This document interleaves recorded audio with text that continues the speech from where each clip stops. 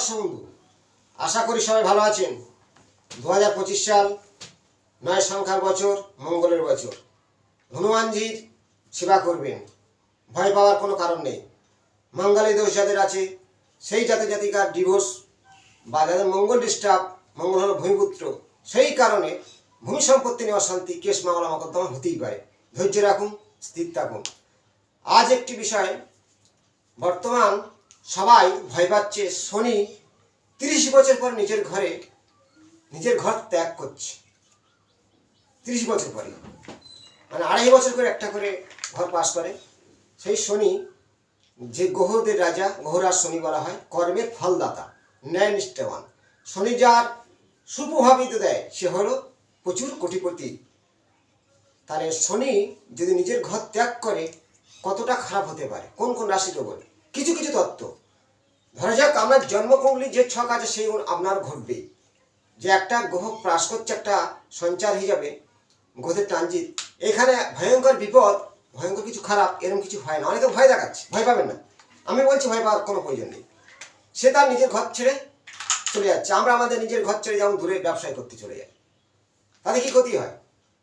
ভয় পাওয়ার কোনো প্রয়োজন নেই। অনেক জ্যোতিষী ভয় দেখে দিচ্ছে, এই রাশির উপরে এই ভয়ঙ্কর বিপদ, কিছু হবে না। আমি বলছি, কারণ শনি ঢুকছে নিজের ঘর ছেড়ে মীন রাশির ঘরে প্রবেশ করছে। মীন রাশি জলতত্ত্বের ঘর।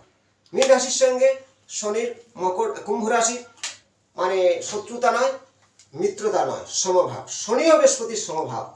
দুজন গুরু, দুজন শিক্ষক সেখানে এক বলা হয়। শনি হচ্ছে একজন ধার্মিক, আর দেবগুরু বেশি হল ধর্মর গুরু। তাহলে সেখানে গুরু শিষ্যর একটা লড়াই। যদিও একসঙ্গে একত্রে প্রচুর গ্রহ থাকা, অবশ্যই কিছু নেগেটিভ ফল আসতে পারে কিছু কিছু রাশির ক্ষেত্রে। তা বলে এই নয় যে ভয়ঙ্কর কিছু ঘটে যাচ্ছে। ভয় পাওয়ার কোনো কারণ নেই। ধরো 29শে মার্চ 2025 সালে ঠিক শনিবার ভোর 5টা 25 মিনিটে শনি প্রবেশ করছে মীন রাশি ঘরে। তার আগে মীন রাশি ঘরে কোন কোন গ্রহ আছে? মীন রাশি ঘরে আছে বুধ, শুক্র, রবি ও রাহু। বুধ, শুক্র, রবি, রাহু, এখানে 4 জন প্রবেশ বর্তমান আছে। আর শনি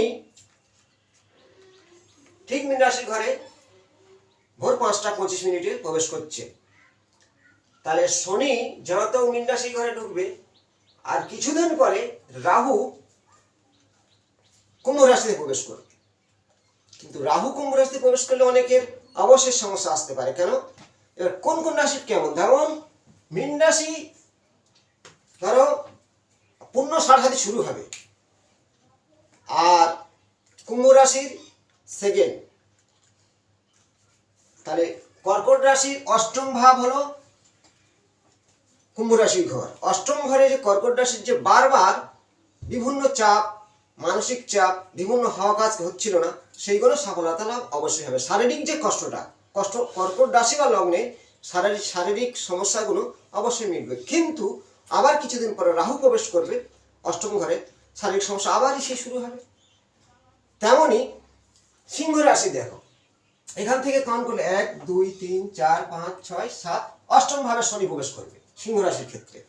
তাহলে অষ্টম ঘরটা মারক ঘর বলা হয়। সেখানে শনি থাকলে কি হয়? শারীরিক কষ্টটা এমন কিছু কষ্ট নয়, কিছু শিরাশুলের ব্যথা, কিছুটা পিতা পুত্রের সমস্যা হওয়া, শনি আর সিংহ মানে একটা কম্পিটিশন। এইভাবে তাহলে অষ্টম ভাব পড়ছে। কন্যা রাশির ক্ষেত্রে সপ্তম ঘর পড়ছে। কন্যা রাশির জাতক জাতিকার ক্ষেত্রে বিবাহ জীবনে বারবার সমস্যা আসতে পারে, বা যাদের মঙ্গল দোষ আছে তাদের ক্ষেত্রে একটু সমস্যা অশান্তি এই 25 সালটাই হবে, মঙ্গলের বছর বলে। সেখানে শনি সপ্তম ঘরে প্রবেশ করেছে কন্যা রাশির ক্ষেত্রে। তার সেই ঘর অনুযায়ী তুলা রাশির ক্ষেত্রে ষষ্ঠ ঘর পড়ে। শারীরিক সমস্যা, কিছুটা রোগ সুখ ব্যাধি, কিন্তু তুলা রাশির ক্ষেত্রে একটা ভালো ফল হবে। এইভাবে সঞ্চারের বিচারগুলো করা হয়। কিন্তু ফার্স্ট প্রতিটা গ্রহর, কেউ রবি যেমন একটা রাশি চক্রে পাস করতে 1 মাস সময় নেয়, চন্দ্র 2.5 দিন নেয় মাত্র, মঙ্গল 42 দিন, এইভাবে 40 42 1 মাস প্রত্যেকটা ঘরে। কিন্তু বৃহস্পতি 1.5 বছর, আর রাহু 1 বছর। এই যে 1 বছর আর 1.5 বছর, এরা হচ্ছে বেশি দিন। আর শনি তার থেকে বেশি 2.5 বছর। একটা রাশির উপরে থাকে। কিন্তু ভয় পাওয়ার কি কারণ? যদি শনি আর মঙ্গল একত্রে থাকতো। মঙ্গল বর্তমান সঞ্চারে আছে মিথুন রাশির ঘরেতে, মিথুন রাশির ঘরে মঙ্গল আছে, সেখানে শনির সঙ্গে একত্রে নেই যে ভয়ঙ্কর কয়েকটা রাশির দুর্ঘটনা ঘটে যাবে। মিডিয়া চ্যানেল অনেক কিছু বলতেই পারে, আমি বলবো কেউ ভয় পাওয়ার কোনো প্রয়োজন নেই। কিছুটা শারীরিক সমস্যা কিছু কিছু রাশির উপরে আসবে। মহামৃত্যুঞ্জয় মন্ত্র পাঠ করা অবশ্যই কর্তব্য এবং প্রত্যেক ঈশ্বরের ধর্ম আস্থায় থাকুন কিছুদিন, কারণ আস্তে আস্তে 1-1.5 মাস 2 মাস পরে সবকটা গ্রহ ছাড় হয়ে যাবে। শনি কিন্তু থাকবে, শনি ওখানে থাকবে, 2.5 বছর থাকবে মীন রাশির ঘরেতে। তার জন্য শনির ধরো মীন রাশির সাড়ে সাথে মেষ রাশির সাড়ে সাথে শুরু, তাহলে মেষ রাশির ভয়ঙ্কর বিপদ অনেকেই শুরু করে দেয়। এই যে কথাবার্তাগুলো সম্পূর্ণ ভুল। কেন সাড়ে সাথে শনি খারাপ হবে? তার কর্ম তার ফলদান করবে। শনি তাকে জ্বালাই করে সঠিক রাস্তাটা দেখিয়ে দেবে, এইটা হচ্ছে মূল কথা। শনির সঞ্চার মানুষের ভয় ধারণার কথা নয়। শনি যে পাশ করলে একটা ঘর, হ্যাঁ নিজের ঘর, সে 30 বছর পরে এসে রেস্টে, আবার পরবর্তী সে ভ্রমণে চলে গেল, অন্য রাশির ঘরে চলে গেল। এর জন্য ভয়ঙ্কর কিছু শনির দৃষ্টি, কোপ, এরকম কিছু সম্পূর্ণ নেগেটিভ কথাবার্তা। আপনার চাল চলন তার উপর নির্ভর করবে আপনার জীবন। ঈশ্বরের দা 50 ভাগ্য, 50 নিজের চলাফেরা, তেমনই আমরা ঘটবে।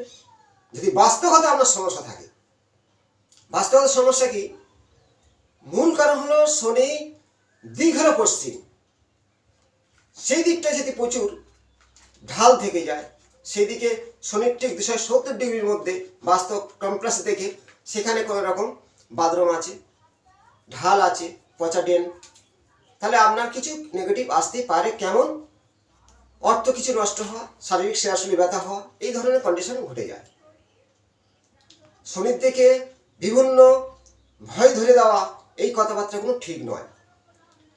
যদি কারো রাশিচক্রে শনি নিজস্ব থাকে বা শনি অন্য গ্রহর দ্বারায় পীড়িত হয়ে যায় বা শনির অভিযুক্ত আছে, দগ্ধ হয়ে যাচ্ছে শনি, তাদের ক্ষেত্রে কিছুটা শারীরিক সমস্যা আসতেই পারে, তার জন্ম কুণ্ডলীর ছক অনুযায়ী।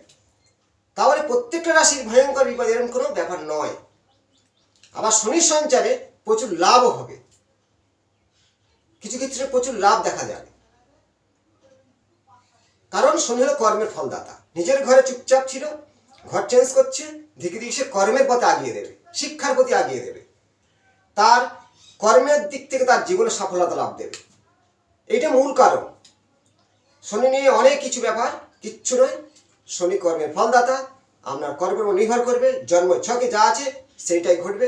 আপনার যদি অষ্টম ঘরে শনি মঙ্গল থাকে, শনির সঞ্চারে কোন কোন রাশির উপরে শনির দশাকালীন, মঙ্গল দশাকালীন হালকা দুর্ঘটনা অ্যাক্সিডেন্ট হতেই পারে, মৃত্যুর কোনো কারণ নয়। যদি ভয়ঙ্করভাবে দেখা যাচ্ছে জন্মছকটা খুব খারাপ, 6 নম্বরের স্বামী অষ্টমে, দ্বাদশের স্বামী অষ্টমে বসে যুক্ত হয়ে সমান ডিগ্রিতে আছে, বা সেখানে শনির দৃষ্টি পড়ছে, ভালো করে বুঝতে হবে, সেখানে শনির দৃষ্টি পড়ছে, আর গ্রহ সঞ্চারে শনি এখন মীন রাশিতে পড়ে গেছে। যেসব জাতকের ওই রাশির অনুযায়ী অষ্টম ঘর ভাব পড়ে, তাদের ক্ষেত্রে একটু শারীরিক সমস্যা অবশ্যই হবে, বিপদ আসতেই পারে। সাবধান হওয়ার কথা হলো, আবার শনি কিন্তু বৃহস্পতির নক্ষত্র নিয়ে প্রবেশ করছে, কারণ বৃহস্পতির নক্ষত্রে শনি থাকলে বিপদ হয় না। বেশিরভাগ ক্ষেত্রে বৃহস্পতি হচ্ছে রক্ষাকারী, বৃহস্পতি রক্ষা কবচ বলা হয়, দেবগুরু বৃহস্পতি। একসঙ্গে শনি সাথে যে মঙ্গল ওই ঘরে প্রবেশ থাকতো, অনেকটা বিপজ্জনক ছিল। যদিও মীন রাশি জলের রাশি, সেখানে একসঙ্গে 5 জন গ্রহ যখন একত্রে থাকবে, কিছুটা জল স্তরে কিছুটা নেগেটিভ হতেই পারে। কিন্তু এই বলে প্রত্যেকটা রাশির ভয়ঙ্কর বিপদ এরকম কিছু হবে না, ভয় পাওয়ার কোনো কারণ নেই। প্রত্যেককে সাবধান করবো, মহামৃত্যুঞ্জয় মন্ত্র কিছুদিন জপ করবেন, কারণ একসঙ্গে 5 জন থাকলে কিছু কিছু রাশির উপরে শারীরিক সমস্যা আসতেই পারে। আর বললাম, যাদের অষ্টম ঘরে শনি মঙ্গল একত্রে বা শনির দৃষ্টি আছে, অষ্টমের উপরে রাহু মঙ্গল আছে, শনি নক্ষত্রে মঙ্গল আছে, তাদের যদি দশায় শনি চলে, তাদের ক্ষেত্রে কিছু সমস্যা আসবেই।